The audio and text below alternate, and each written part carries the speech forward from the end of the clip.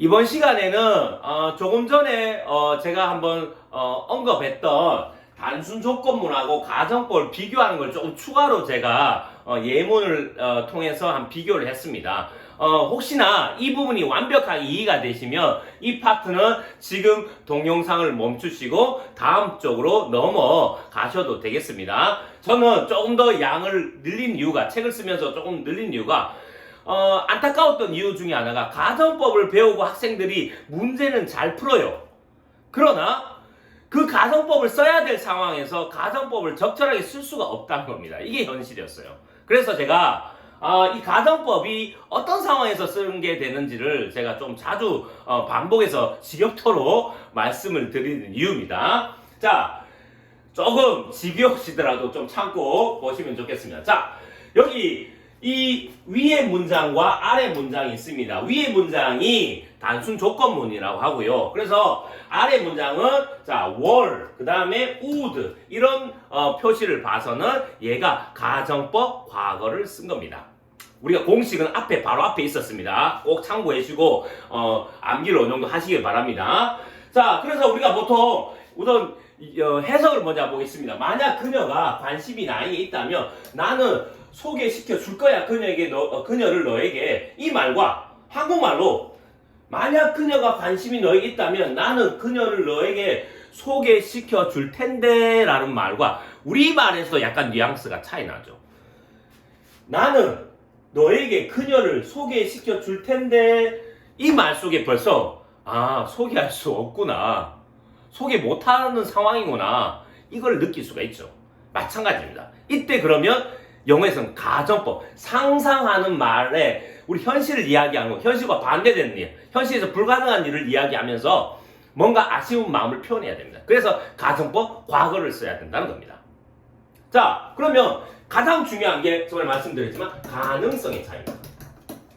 그래서 조금 풀어서 제가 말씀드리면 이 첫 번째 문장에서 그녀가 너에게 관심이 있을 가능성이 있어요. 그래서 만약 그 여자애가 너에게 관심이 있으면 이렇게 던지는 겁니다. 이게 단순 조건이죠. 그래서 가능성이 있기 때문에 그 조건이 만족 안 될 수도 있지만 만족될 수가 있죠. 그렇게 되면 그래서 실제 관심이 있는 게 확인이 되면 내가 의지를 가지고 I will introduce, 내가 의지를 가지고 소개를 시켜주겠다는 겁니다. 이게 단순 조건문이에요. 그런데 지금 were를 쓰고 would를 쓴 건 현실에서 이미 관심을 가지지 않는다는 걸 알고 있습니다. 그래서 if she were 하는 순간 이 문장은 가정법이고, 그러면 이 가정법을 왜 쓰냐? 불가능한 일, 현실과 반대되는 일을 쓴다는 겁니다. 그래서 여기서는 그녀가 너에게 관심이 없다는 것이 현실이에요. 그 말하는 사람이 이미 알고 있어요. 그래서 현실은 뭐냐? She is not interested in you입니다. 현실이 알고 있어요. 말하는 사람이 너에게 관심이 없다는 거. 다만 안타까워서 그녀가 너에게 관심이 있는 세상, 이건 현실이 아니죠. 현실이 아니죠. 현실과 반대되는 세상을 상상할 뿐이죠. 상상. 그래서 그렇게 되면 현실과 반대되고 현실이 있을 수 없는 그런 상황이 되면 내가 꼭 소개해주고 싶다라는 아쉬움을 표현할 때 지금 이렇게 쓴 겁니다. 자, 그래서 예문을 조금 더 들어보겠습니다. 자, 뒤쪽에 가보면 자, 비교 예시 한번 두 번째 보겠습니다. 자, 위에 게 역시 단순 조건문, 밑에 게 이제 가정법 과거를 쓴 겁니다. came을 썼고요. would를 썼습니다. 제가 가정법 과거 조심해야 되는 게 만약 그가 왔다면이 아닙니다. 온다면이라고 현재처럼 해석합니다. 이거 조심하셔야 돼요. 자, 그러면 이 말과 이 말의 차이가 뭐냐? 곧바로 설명을 하겠습니다.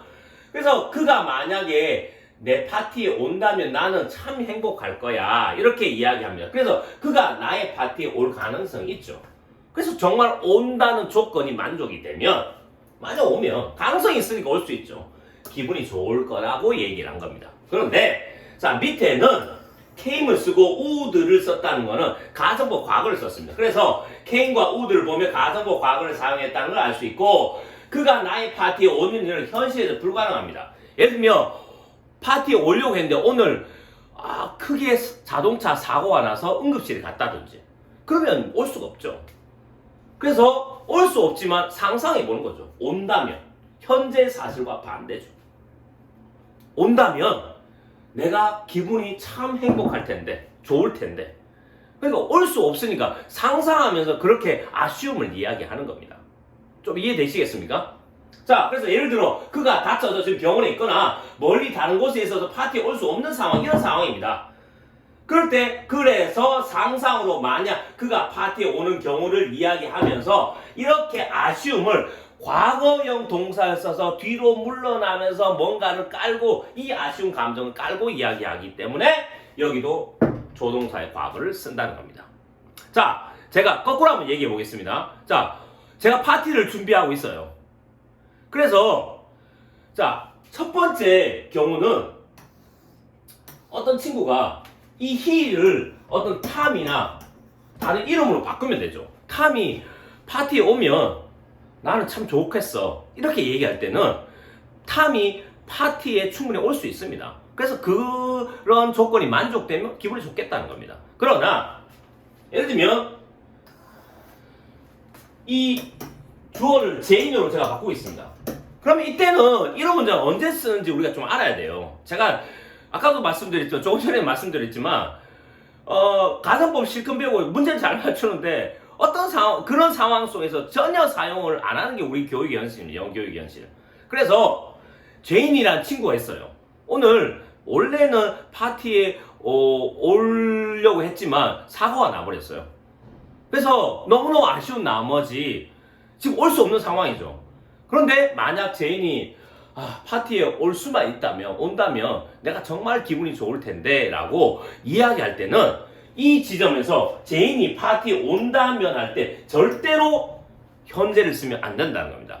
과거형을 쓰고 조동사도 과거형을 써서 이렇게 가정법 과거 상상하는 표현을 써야지, 적재적소에 써야지 영어 문법을 배우고 그 문법을 정확하게 적용하는 데까지 이어질 수가 있는 겁니다.